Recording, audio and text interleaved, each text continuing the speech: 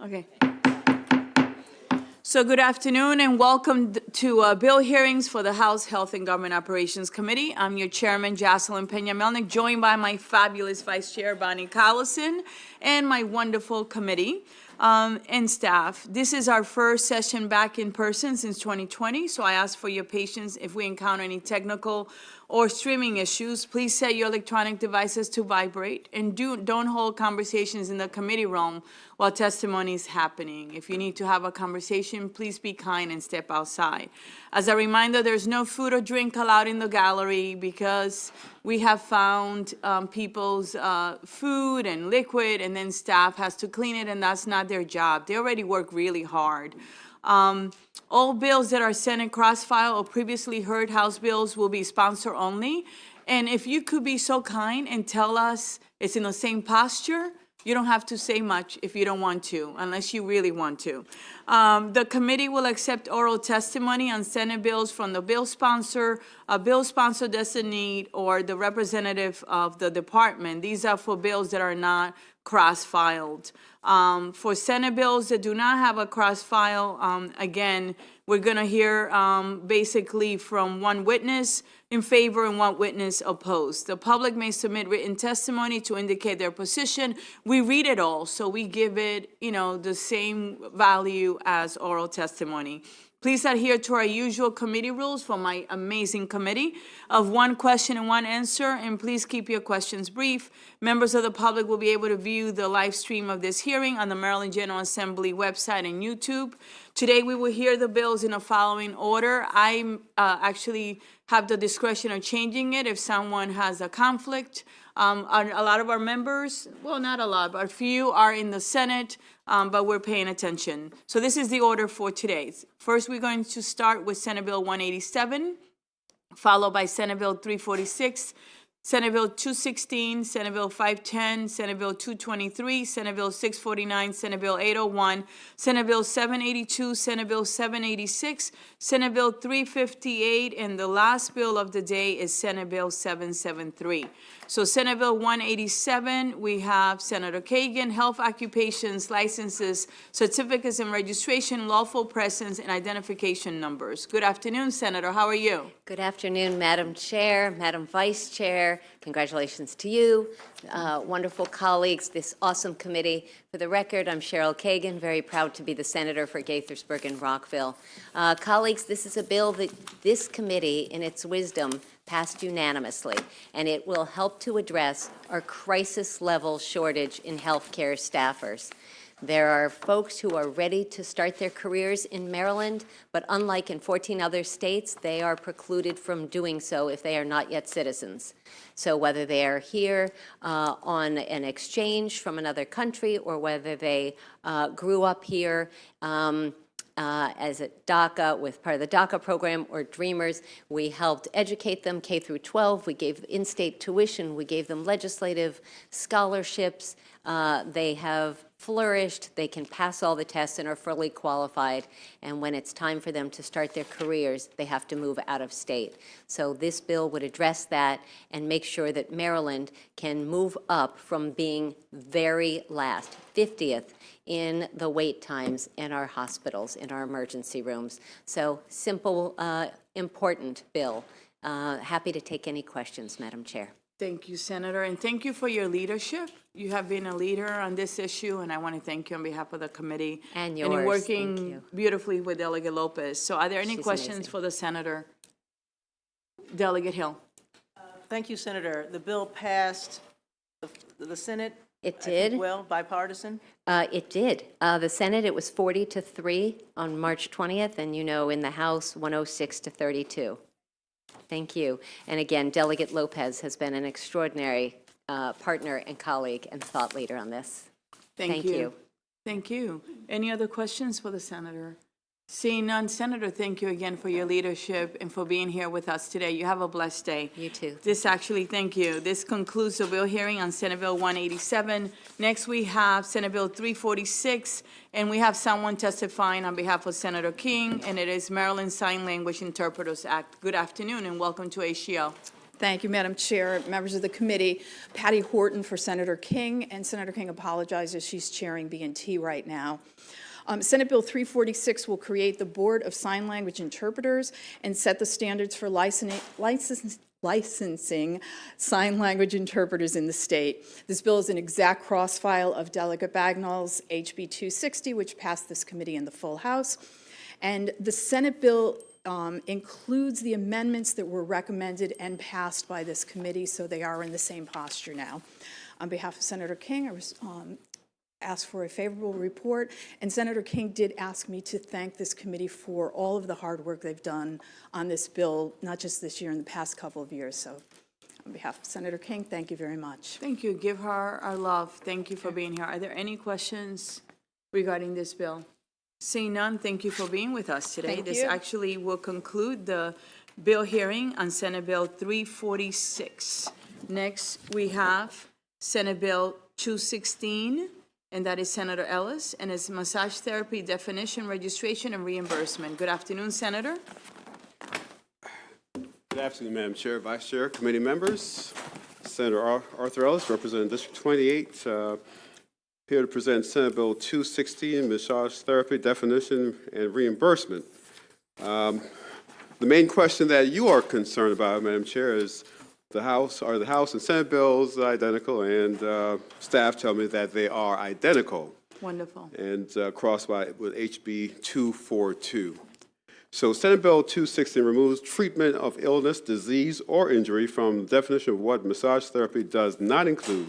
The bill also repeals language specifying that a nonprofit health insurance plan, insurer, HMO, or third-party administrator is not required to reimburse a licensed massage therapist, i.e., therefore, they are authorized under this bill to be reimbursed. Madam Chair, committee member, I ask for a favorable report on Senate Bill 216. Thank you. Thank you, Senator, for your leadership and your testimony. Are there any questions regarding Senate Bill 216 for the Senator? Seeing none, Senator, thank you for being with us today. You have a blessed day. This actually concludes the real hearing on Senate Bill 216.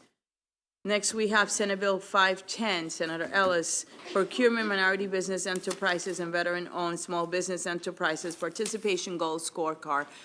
Welcome again. Yeah, thank you, Madam Chair, committee members. Senator Arthur Ellis, for the record, presented Senate Bill 510, Minority Business Enterprise and Veteran-Owned Businesses Participation Scorecard.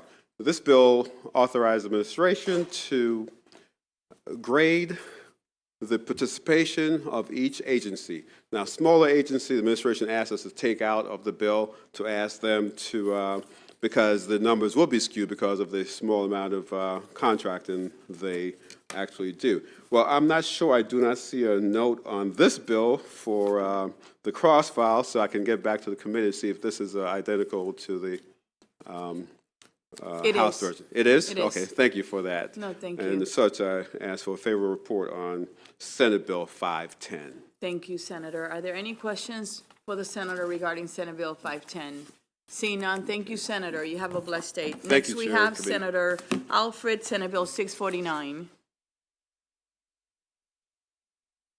Good afternoon, Madam Good Chair. afternoon. Madam Vice Chair, thank you so much for having me here to present, Senator Sarah Elfreth here to present House Bill 649, a bill this committee's already heard. It's Delegate Rosenberg's bill. The reason I have it is because I am formerly the chair of the Senate chair of the Joint Committee of AALR. And through that experience, I'm sure Delegate Rosenberg shared in his committee hearing, there's some improvements, small but mighty, we can make to the AALR process to ensure that the executive branch and the legislative branch are working together to promulgate the most responsible regulations. So, Madam Chair, the bill is amended, puts some specifications on the ELF system, the electronic filing system. It gives DLS the authority to create and implement procedures on the submission of regulations. That's not completely clear at the moment, so this bill tightens that up. It requires resubmission of regulations under certain circumstances, extends the period that AALR has to hold a regulation, and requires a number of the Maryland registers to be online for ease of access. The bill passed both chambers and crossed over. Delegate Rosenberg had his hearing yesterday. He and I have been working very closely to find another amendment to kind of ease the process. And Madam Chair, I believe your committee council has that amendment for your consideration. Again, moving in lockstep with the House chair, the House sponsor.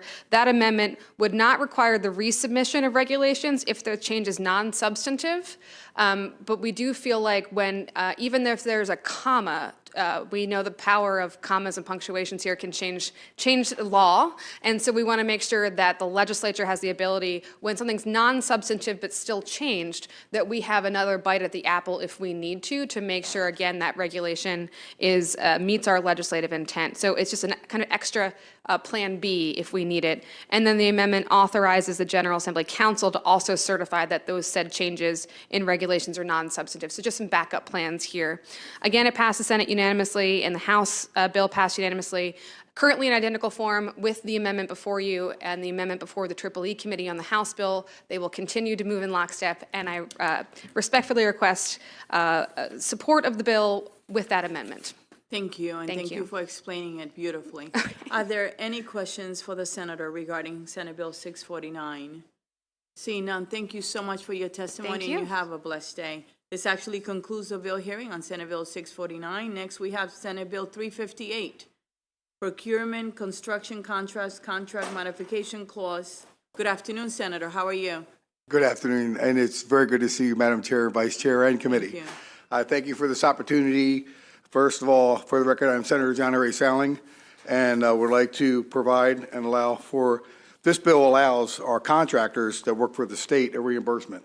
As you know, through COVID, our contractors that work for the state went through a lot. As you know, prices skyrocketed, and they had a hard time just trying to make an adjustment on that. Matter of fact, some of our contractors lost money. So we're trying to find a way where we can make an adjustment where the adjustment just doesn't go up, but it goes down. Either way, for that adjustment for a contractor to work for the state of Maryland. Now, as you know, one of the areas that has been negatively impacted is the materials that we have gotten. So our contractors who had agreed with our state have been put in very serious financial dire straits. And we want to make sure that we can help them out. But at the same time, we have good contractors and we want to keep them. So just knowing that, and also just want to say for the record, I want to thank your good delegate, Delegate Kerr, helping me out and working with this, and with the amendment that we can talk about. But this bill would work to allow our contractors, the contract with the state, to have a clause that provide for a way to work around the fact that there is dramatic price increases due to events beyond the contractor's control, like COVID. It allows for a request to be made to adjust the contractors because of increased material costs. The definition of what is substantial price increase is left up to the department to allow flexibility. Also, this will also is precedent in that there are also similar allowances in the federal level. So the federal government does do this, but we want to make this local so our people can do this at the same time. I think this bill will go a long way in helping our contractors to get back on track and also provide future issues of unexpected price increases. This bill receives a unanimous vote in committee, but also a unanimous vote on the Senate floor. And I hope I can get a favorable report. Also, just to let you know, I want to just briefly, if I could, go over the amendment. Yes. We could talk about the modifications, and when we put in place a 10% to insert for modifications, and also at the same time, we substitute the impact of the duration and put also after conditions and or. What this does is making sure that at any given time, it only goes so much of a percent higher, and it won't go any lower. So again, it won't increase for a modification for 10%. The insert is 10% and 10% only. So also they asked the Department of DGS and the Department of Transportation wanted to make sure that it's determined not to be of good cause in line 16, also in the bill itself. So we wanted to make sure that we would work with the state. We would work with MDOT, who does more contracts than anybody else. So we work with them and also work with DGS. And we sat down and had an opportunity to talk about the amendments, and we put them in place. So they said that they were okay with that. But if you do have any questions, I am more than willing to answer any of them, and I thank you, Madam Chair. No, thank you for your explanation and for your work on the bill. Are there any questions for the Senator? Delegate Kerr, followed by Delegate Hill. Thank you, Madam Chair. Senator Stallings, so the amendment suggestions came from DGS, but today we have a letter still of opposition from MDOT. Have they seen these amendments? Have you had a chance to speak with them since the amendment? Yes, I literally sent the amendment to them. I talked to them yesterday. I talked about what they were stating. They were stating two things. They were saying that it would slow down jobs, which DGS said it would not.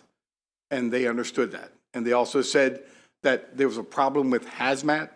So we said we would like to have an explanation on that, and they didn't, because it's already in place for any types of materials that, first of all, it wouldn't slow down a job, and hazmat would not be in any way, shape, or form a problem.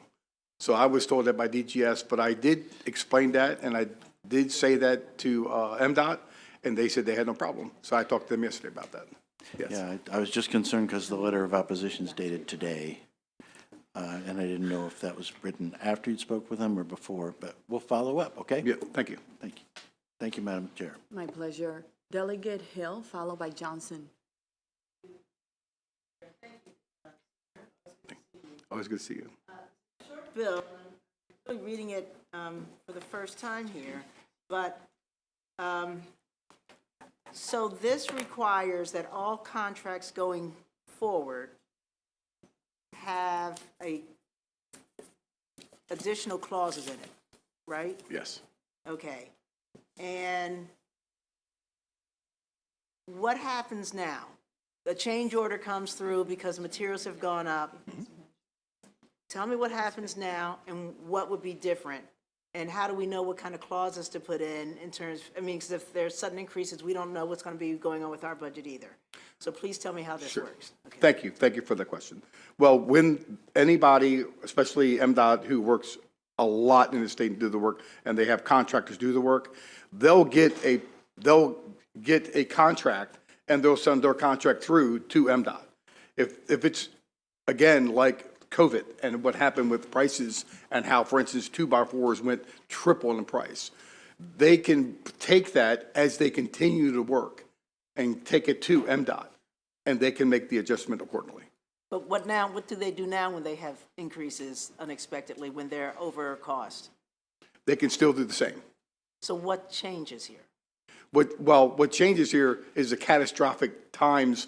For instance, prices may go up $2. But what happened was they didn't have an area where they can get the materials. It wasn't there. But when it was there, the prices went, just say, from $2 to $10. Right?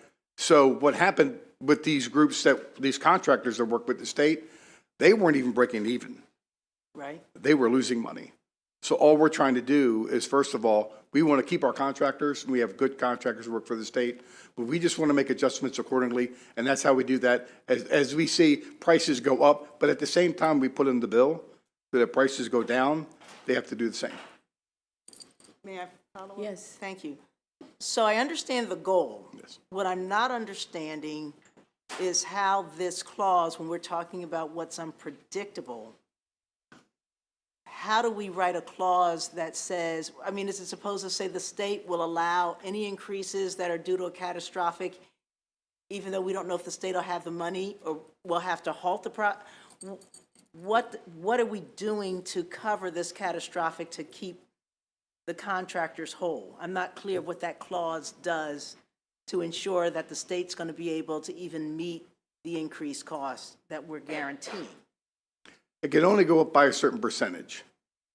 And that percentage is what we can put in place to make sure that it doesn't put them in dire straits. And if, So and if if it goes up more than that, the contract's void, as it is now. Well, what we, Delegate, if you would like, we can put an amendment in there if you'd like to make sure that it only goes so high and it stays there and it won't go any high to put them in jeopardy or put anybody in jeopardy. I'm sorry, Senator, maybe I would, we can talk later. I'm not understanding how this I know the problem, I think Yeah. you're right. Maybe it's just me. I'm not understanding how this fixes the problem. It fixes the problem because, for instance, COVID, what happened with COVID?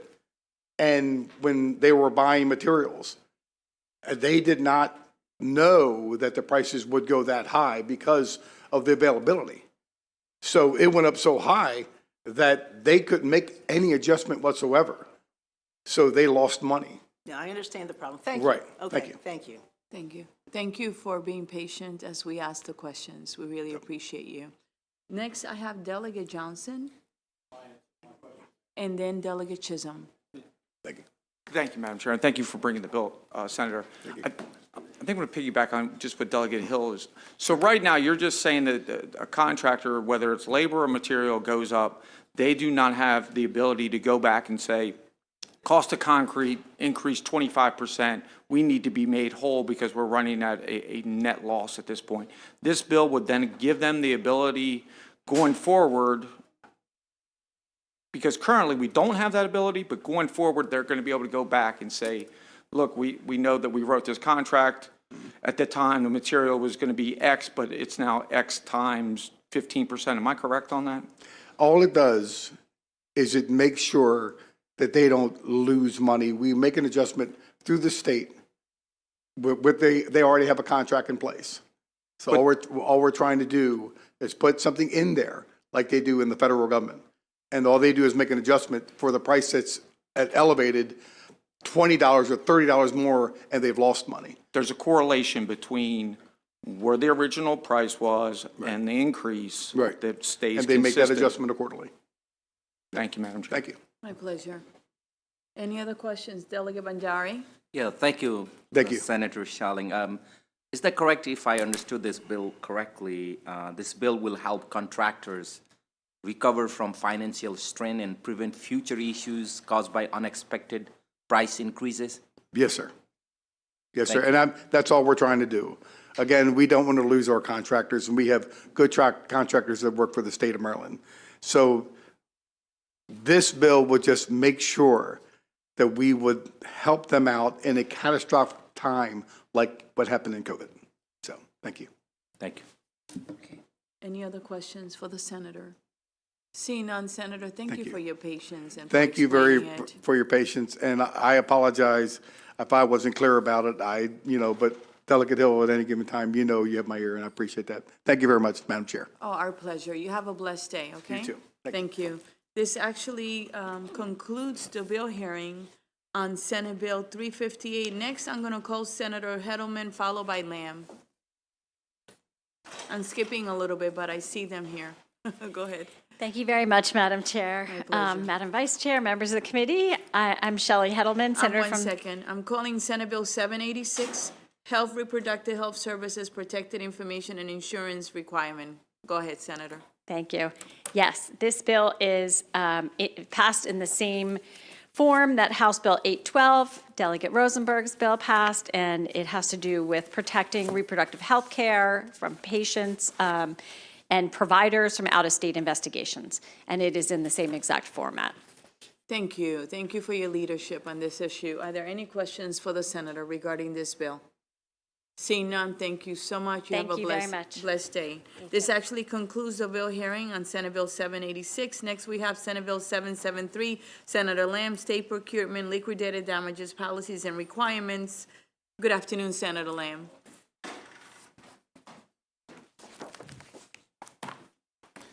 Good afternoon. If I could ask Ms. Lori Doyle to come up, and I also have Josh Adler from the Office of Legislative Audits is here for questions. Sounds good. As part of the sponsor panel. Thank you. So thank you, Madam Chair, members of the committee.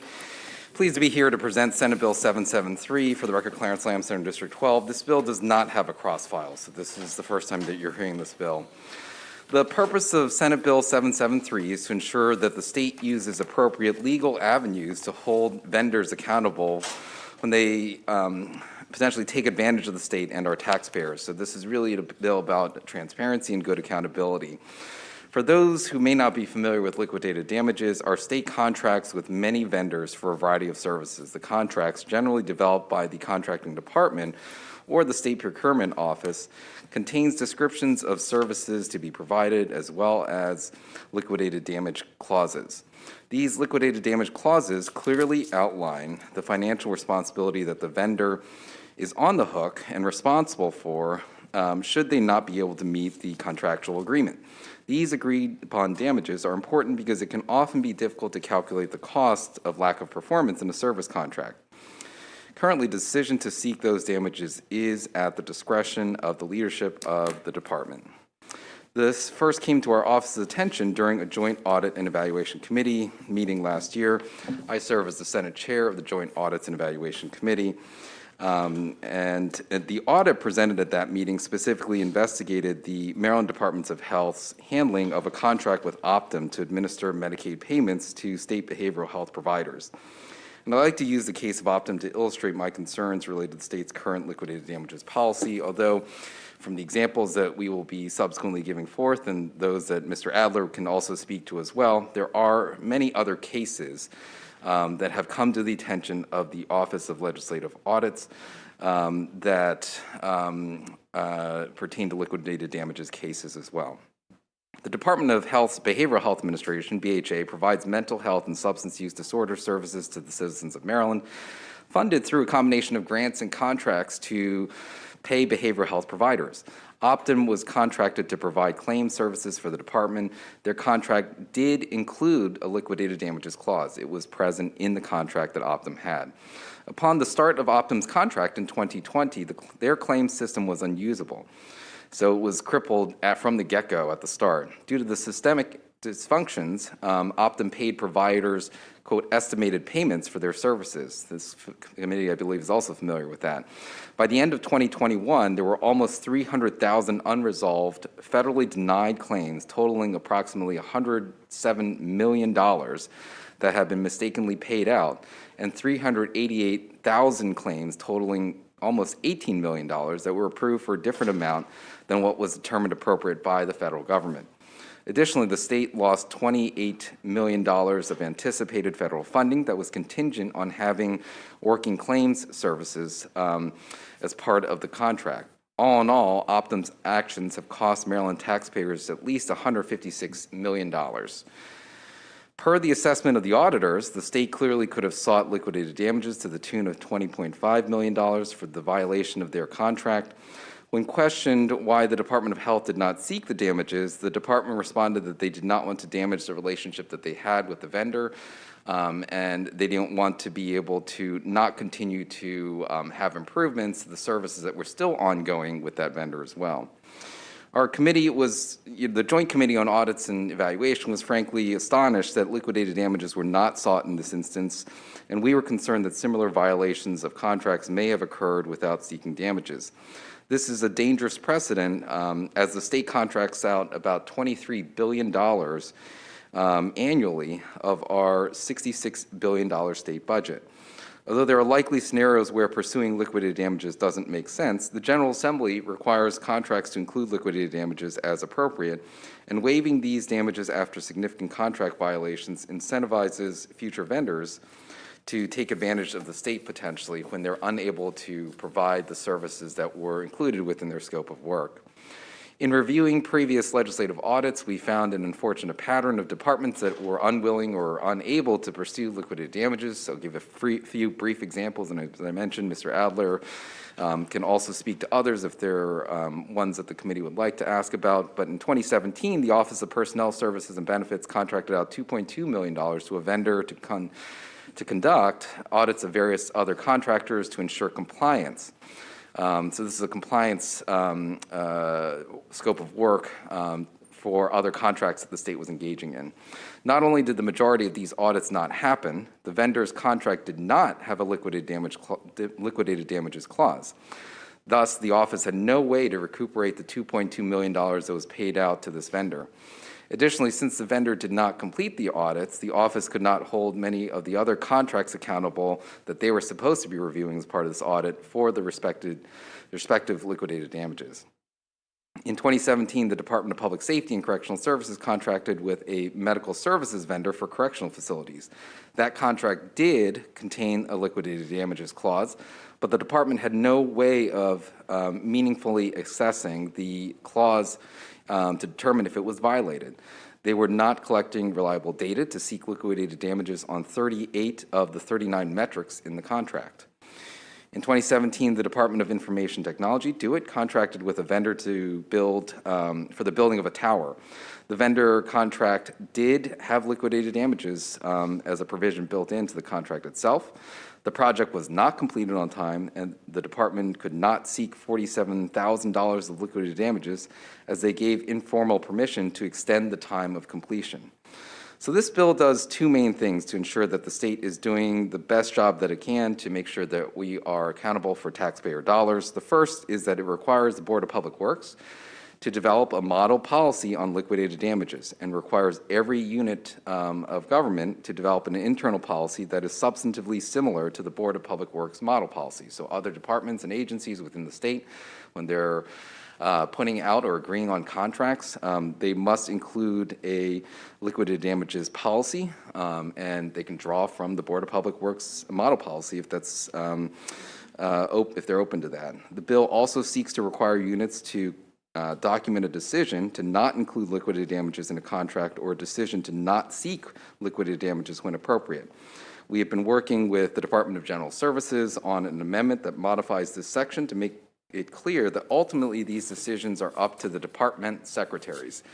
And this section is a response to a repeated issue that has come before the Joint Audits Committee, where the Office of Legislative Audits has pointed out that it is oftentimes impossible to figure out who ultimately made the decision within a department to not pursue liquidated damages, which is incredibly frustrating and seems very unaccountable to us being good stewards of taxpayer dollars. And so the amendment is already in your packet, so you should have that amendment that should address any lingering issues that DGS has. They're amenable to an amendment that says that the department secretaries are ultimately responsible. If someone else it makes that decision, then they will need to just document that themselves. There's also, I think in your packet, a letter from the Asphalt Association and the architects expressing concern about the bill. It appears that those concerns were related to a section of the bill that was amended out of the Senate version that explicitly referenced architecture and construction services. And also, just to be clear, construction services oftentimes are submitted through MDOT because they're the designated agency that does construction, and MDOT does require these construction contracts already to include liquidated damages as part of those contracts itself. Irregardless, for the architect's concern, that section has been completely removed from the bill, and now the bill just focuses on standardizing our state's policies and transparency to make sure that there's proper accountability to taxpayer funds that are being used. And so I want to close by just thanking, I know Mr. Hook was at the Senate hearing, but not here, unavailable today for the House hearing. The Office of Legislative Audits is ultimately responsible to us as the General Assembly. They've done a phenomenal job in reviewing the Optum contract and so many others. And so I just want to, again, publicly acknowledge and thank, as the chair of the Joint Audits Committee, our audits team for all of their work here as well. They can't take an official position on the bill. They're here for information, but I think their recommendations on having a responsible entity identified when a department decides not to pursue liquidated damages has been included in this bill. And so with that, let me close and ask for a favorable report. Happy to turn over to other members of the panel and take any questions at the end. Do you want to be heard, Lori? Thank you, Madam Chair. Yes, Lori Doyle on behalf of the Community Behavioral Health Association of Maryland. This is another Optum-related bill, but it's more than that. So this committee is more familiar than any other with Optum and the disaster that happened when they took over in 2020. Now providers are in the position of paying back money that Optum can't provide backup needed to prove that we even owe the money. And there are millions of dollars in disputed claims for services rendered during the time that Optum's system failed. But we have no recourse. We must pay back the money or be turned over to central collections. And it's important to note that Optum's dysfunction also resulted in data breaches and their inability to comply with HIPAA electronic submission requirements. All these shortcomings were documented by the Office of Legislative Audits in their report that came out in October of 2022. In their report, OLA recommended that the department levy up to $20.5 million in liquidated damages against Optum. Unfortunately, that never happened. They also recommended that a formal policy be developed on liquidated damages, including criteria for conditions warranting damages and the determination of the amount to be assessed. And that's what this bill is about, the development of a formal policy on liquidated damages. I'll just close by saying that Optum wreaked significant damage on the provider community, but continues to act with impunity. This should never happen again. We urge your support for Senate Bill 773 as amended. Thank you. Thank you. You want to be heard, sir? I'm sorry? Oh, thank you. Good afternoon. For the record, my name is Josh Adler. I'm Assistant Director with the Office of Legislative Audits. I'm here to provide some background information about Senate Bill 773. Liquidated damages, as the Senator said, are used by parties of a contract where actual damages, though real, are difficult or impossible to figure out. As Greg Hook, the legislative auditor, noted in his written testimony, the topic of liquidated damages and not having a formal policy for assessing them came up in, as referenced before, our October 2022 audit report of the Maryland Department of Health. In that report, we noted that the contract between the Department of Health and Administrative Service Organization permitted the Health Department to assess liquidated damages totaling $20.5 million because the contractor didn't provide MDH with a functional system and for not complying with specific contractual requirements. Department of Health did not assess these liquidated damages, nor did have a policy on the assessment of liquidated damages. Department of Health advised, as the Senator said, that liquidated damages were not imposed because it would discourage the relationship between the department and the Administrative Service Organization. So to put this in layman's terms, Department of Health's position was the Administrative Service Organization was just too big to fail. And by charging liquidated damages, it was likely the Administrative Service Organization would fail. So this was a contract from beginning to end, it was a disaster. And unfortunately, the department's position was it wasn't going to charge liquidated damages, and it had no policy about liquidated damages.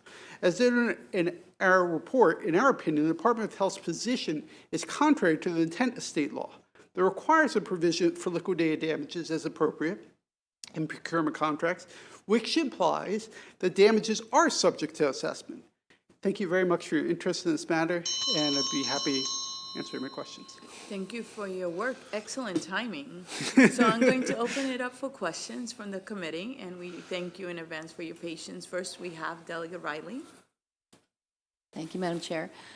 Yeah, as Ms. Doyle said, this committee has heard a lot about Optimum and, what they were unable to do. And, they probably should have never, according to all those hearings, probably should have never received the contract because they could not provide the services. So Delegate in Riley, saying that. Excuse me, I can't help it. But I want to see, you said we have heard a lot about opt-in, and I say, and we're opting out, right? Yes. I couldn't help it, I have to say it. Well said. So in saying that, does this bill address the fact that under current law, that they normally have to go with the lowest bid? Because I think in conversation of going through all those bills and those conversations, we were like, they received the contract because they were lower bid. So does this bill address that? Because if we don't address that, then we might, as taxpayers through the agencies, continue to have to pay out monies because in the very beginning, they're picking the wrong contract because they have to under current law. So is that addressed in here at all, or are we fixing that? Who's the best person to answer that question? I guess I'll take that question. Okay, thank you. And I want to opt out too after all of this, but there were a lot of problems with the Optum contract, and I think this committee is very familiar with the multi-layered problems that were there. Everything from, as you cited, a desire to go with the lowest bidder. There were issues in the audit where they didn't probably look that deeply into the subcontractors that were included as part of the original application. And I think the concern that the auditors had also cited, which is the fact that there was no policy on liquidated damages within the department. And so, this doesn't address everything that went wrong with Optum, because I think there are multifactorial levels of problems that led to that disaster that we saw. But it addresses the part that the legislative auditors have at least brought up to say that there should be a policy within each department about how these liquidated damages are reviewed and decided upon. And the department should follow their own policies and have someone identified to be the responsible individual to take account for the fact that the department decided not to pursue the liquidated damages. I think it was very frustrating, not to put words in our auditors' mouths, to see that they couldn't pinpoint someone who decided not to pursue the liquidated damages. And I think that's poor accountability on our part to the taxpayers on how this money is being spent. So does it address all of the issues that come from the Optum contract? Unfortunately, it does not. It focuses on at least this piece that has come up and been highlighted by the OLA audit itself. I think there are a lot of things that we still need to look at when it comes to making sure that we don't have another ASO kind of similar ASO disaster that we've seen. Could just add one thing. Make no mistake. So we only allow one person to answer, so I apologize. I have to keep the rules. And I bend them a little today because I let you speak. So let's go, if I may, with Vice Chair Collison, followed by Delegate Chisholm, then Delegate Hill, then Johnson. Thank you, Madam Chair. I think this question is for Mr. Adler. And in general, do you have a sense of what percentage of contracts currently include liquidated damages, and what percentage, if so, what percentage do we actually execute when appropriate? I would say that the big dollar amounts, I'm not talking about the chump change, but the big dollar amounts, they have frequently they have liquidated damages. It is very rare that departments will exercise that. And I don't have numbers in front of me, but just based on my years of experience, it's not often that they're charged liquidated damages. Thank you. Thank you, Madam Chair. My pleasure. Delegate Chisholm. Thank you, Madam Chair. Welcome. Good news, I won't talk about Optum. But, and anybody can answer the question, but I am going to look back, because I remember December 13th of 2021, we were briefed on an audit of the emergency procurement and how much money that was doled out not in accordance with state regulations. Yep. And I think the total, and I have it in front of me, was like $189 million not in regulation. But I'm curious, because I sat there dumbfounded on why can't we at least go back and get some of this money, and I don't know why we never did. One of the things that I know that Senator Lamb was doing a lot of work on, and so was I, on the test kits that were ineffective. And then we had to build another lab and order more test kits. If we had this liquid damage clause across the board, could we have gone back and recouped some of that money that we sent out during the emergency procurements that were not authorized, or they were authorized, but not done in accordance with state regulation? So on that particular audit, what we were finding is that the contract, if there were contracts, the contracts didn't include all the provisions that were required in law. So if they require, for example, if the contractor royally messes up, and there are provisions for taking action, they didn't have those in a good number of those contracts that we looked at.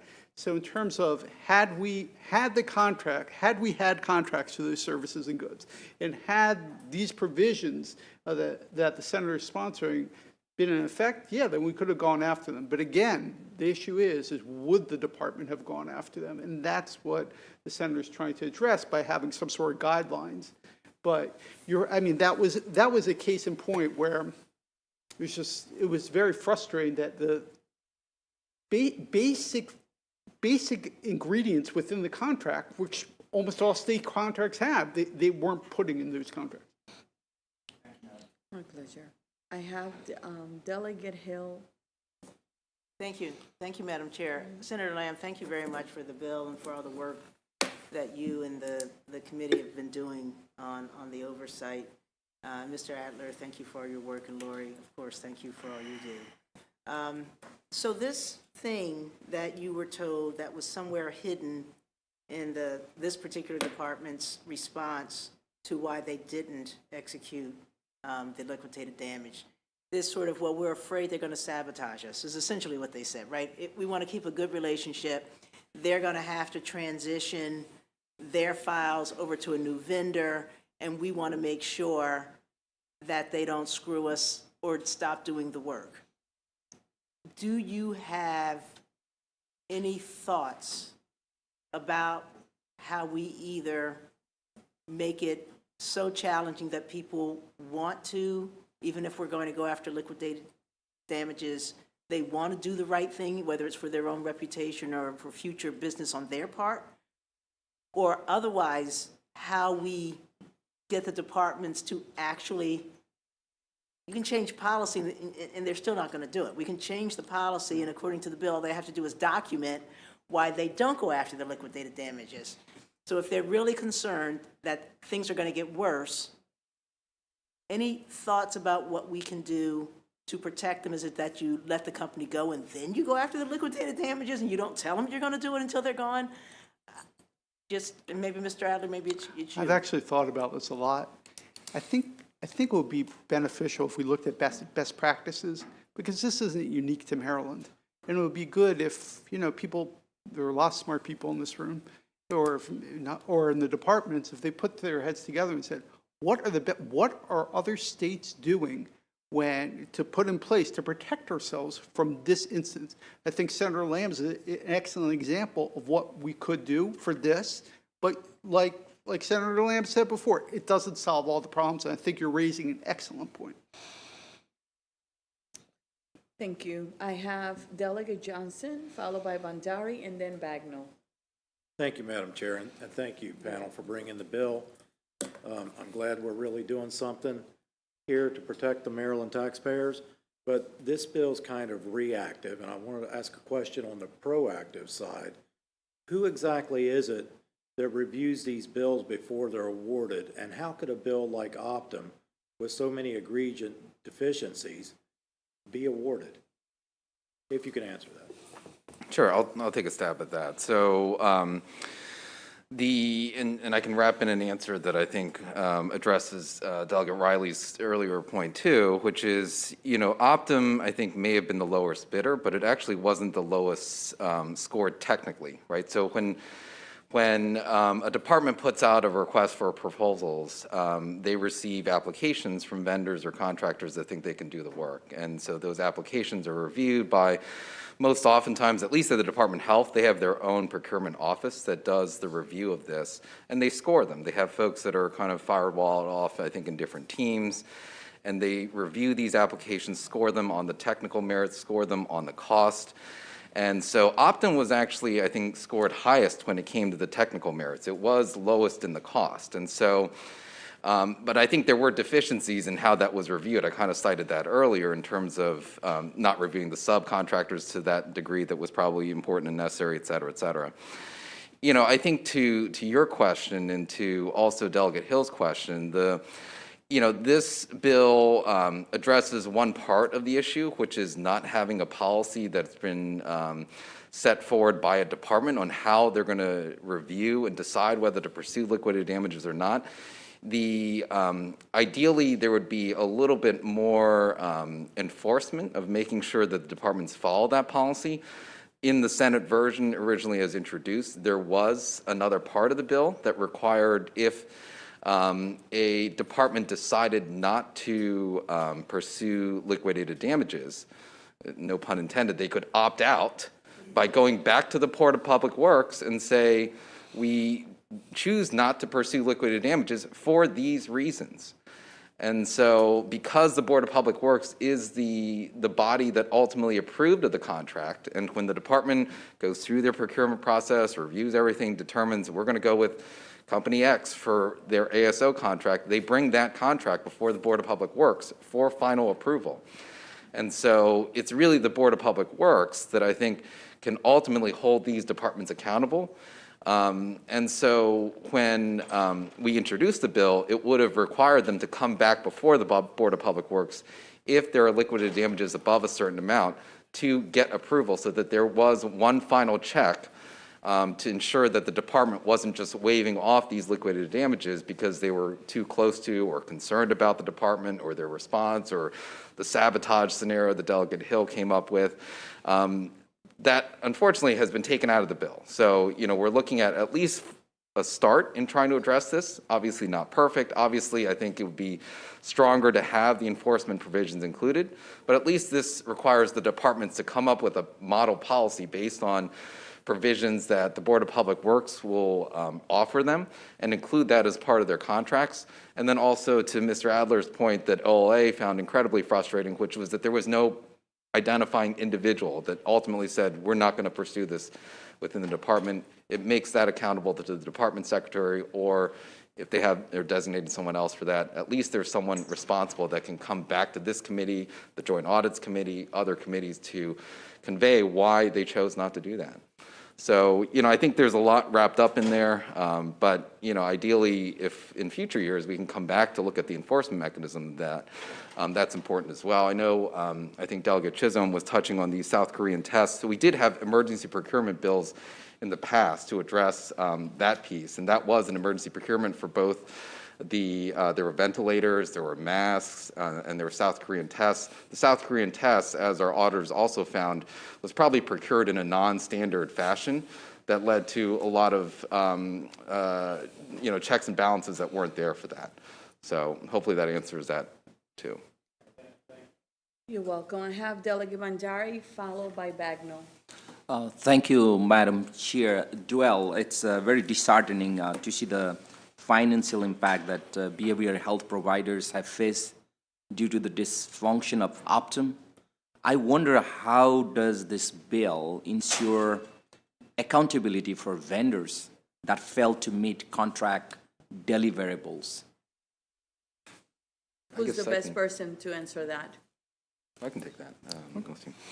Sure. So, I think it's a good start in trying to make sure that vendors, when they're contracting with a state agency or department, the department will ensure that there are liquidated damages provisions included as part of those contracts, and the department will be held into account too with their own policy as to how they're going to handle these liquidated damages in the future. I think it's really tough, and I think we saw that, in particular with the Optum contract, in the heat of the moment, when you're dealing with the vendor directly every single day, because they're processing claims or sometimes they're not, to decide whether or not to pursue liquidated damages, it can be tough, right? And that's why I think these liquidated damages provisions need to be built into contracts as we're entering into that contract, and then they need to be adhered to. For two reasons. One, it's much easier to build it in at the beginning than to later adjudicate, was this a liquidated damage or not? Did we deliver and meet the scope of work that the ASO had committed to do? And, these are the metrics that we're going to be held accountable for. Much easier to figure that out all on the front end than in the heat of the moment when things are failing and things aren't coming in right. You want to have that, enumerated out. And so, having that piece is important, but then also having a policy for the department to be responsible for taxpayer dollars to say, well, we're just following a policy here, right? And so if there are deviations from this, there needs to be a responsible authority of why that rationale is. And right now, with the amendments that are in your packet, that will designate that as the secretary, who ultimately probably should be responsible for these contracts that are being entered in by their department or agency. And they need to be able to be responsive to why we decided not to pursue liquidated damages in that instance. But at least there's a policy there. At least there's an identifying individual there that can come back to us as the appropriators to be able to answer why they're not pursuing these damages that are really at the expense of the taxpayer. Delegate Bagnall. Thank you, Madam Chair. Thank you for this bill and also for explaining the context of the the enforcement piece. My question is, I'm looking at the documentation piece, and it doesn't sort of identify who would have access to those documents, or what the sort of trigger mechanism would be for examining the, if the decision was made not to pursue liquidated damages. Obviously, I don't want to slow down this bill in any way, because I think it's important, but how do you envision that piece being utilized, and/or do we need a mechanism whereby they're actively reporting that information to the bodies that need it? Who's the best person to answer that? I mean, It's up to you. yeah. So, I think the intent is for there to be the model policy will spell out how the departments will hold the vendors accountable, and should spell out, certain metrics or guidelines that need to be met for the scope of work that department is entering into. And those should include, timelines, provisions, what needs to be spent at what point in time, et cetera, et cetera. And so when there are deviations from that, there's no question, why we're considering pursuing this. So that's marked out in black and white. And I think that was the intent of having these provisions in here, so that there is somebody responsible and accountable, and that it follows kind of a stepwise process and structure to make sure that is heeded to. I think and I'm not sure if you're referring to the amendment that we have or to the actual bill language itself. The amendment will make clear that I think it will be the departmental secretary who is ultimately responsible for the position to not pursue liquidated damages. This is in response to DGS's letter of information. So we wanted to simplify that and therefore identify the secretary as the responsible figure. If they choose to have someone else make that decision, that's up to the secretary to decide. They will simply need to document and have a record that is been designated to someone else who made that decision. In the event that we need to bring that person forward, or even the Board of Public Works, when they're coming back for a re-upping of the contract, or if it's questioned again of the secretary, at least there's documentation there to say that, yes, we reviewed this, we made this decision, or, this is my designee who reviewed this and ultimately made this decision. It's good governance and good accountability. Okay. Are there any other questions for the senator and his panel? Seeing none, thank you very much for your patience as we ask the questions, okay? Thank you. And this bill will be assigned to subcommittee. Senator Lamb?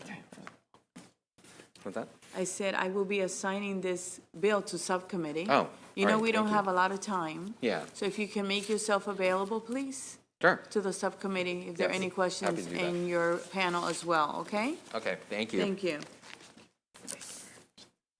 And actually, this concludes the bill hearing on Senate Bill 773.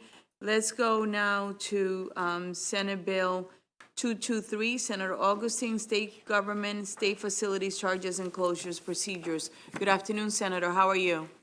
I am well, and thank you, Madam Chair, for calling me right up. I really do appreciate that. Madam I Chair. got your message. Thank you. And members of the committee, Senator Malcolm Augustine here on behalf of Senate Bill 223. This bill is in the same posture as House Bill 395, which this committee passed, which was led, and this is really Delegate White's bill. I want to say thank you to her for the work that she put into making this happen, and I would just ask for a favorable report on Senate Bill 223. Thank you. Thank you so much. Are there any questions for the senator and his bill? Seeing none, thank you very much. Thank you. My pleasure. And this concludes the bill hearing on Senate Bill 223. Next, we have the very patient representative for Senator Hester for Senate Bill 801 and Senate Bill 782. Let's do Senate Bill 801, Economic Development, Cybersecurity, Cyber Maryland Program. This is actually jointly assigned with HGO and Economic Matters. Good afternoon, and thank you for your patience. No problem. Thank you very much. And good afternoon, everybody. For the record, my name is Brandon Engel, and I am here on behalf of Senator Hester, who I believe is double booked in appropriations, presenting our bill on SNAP reimbursement. So with that said, Chair Peña-Melnick, Vice Chair Cullison, and members of the Health and Government Operations Committee, thank you for your consideration of SB 801. which will address the workforce shortage in cybersecurity and solidify Maryland's position as our nation's cyber capital. This legislation is nearly identical to HB 1189, which the committee heard from Delegate Forbes earlier this session. However, SB 801 as amended makes two small changes. First, it expands the list of potential grantees under the Cyber Maryland program to include all eligible grantees of existing Maryland workforce development programs. And then secondly, consistent with legislative procedure for fiscal year 24, we will be changing the appropriation language from a shall to a may. I would note that the bill passed unanimously out of the Senate, and as amended by the Senate, the fiscal 24 budget does include full funding for the bill's fiscal note. So we are ready to forge ahead and get the program going. In closing, this legislation will enable us to build the nation's most advanced and highly diverse IT and cybersecurity workforce. So for these reasons, I would respectfully request a favorable report. Thank you for your testimony and for your patience. Again, are there any questions? Seeing none, thank you. Oh, wait, I'm sorry, Vice Chair. Thank you very much, Madam Chair. Have you spoken with the House sponsor about the changes, and is she amenable to them? Yes, I believe she is. Okay. All right, I will great. double check and get back to you. Okay, great, thank you. Thank you, great question. All right. So this concludes now, for real, the bill hearing on Senate Bill 801. Next, we're going to go to Senate Bill 782, and that's state procurement, purchasing, compost, mulch, and soil amendments in aggregate. Yes, and again, good afternoon, everyone. For the record, my name is Brandon Engel. This one will be quicker. This bill is identical to HB 586, which the committee heard and reported favorably upon earlier this month. It is supported by the Maryland Recycling Network, as well as several businesses that operate in this space. And both pieces of legislation passed unanimously in their respective chambers. So for these reasons, I would respectfully request a favorable report. Are there any questions regarding this bill? Seeing none, thank you very much for your patience, and give Thanks for our taking it regards easy to the on me. senator. This concludes the bill hearing on Senate Bill 782, okay? Thank you. And for the, and this actually will conclude the bill hearings for today, Wednesday, March 29th. And if you could take us down before we speak. Okay. When are we voting? Right after.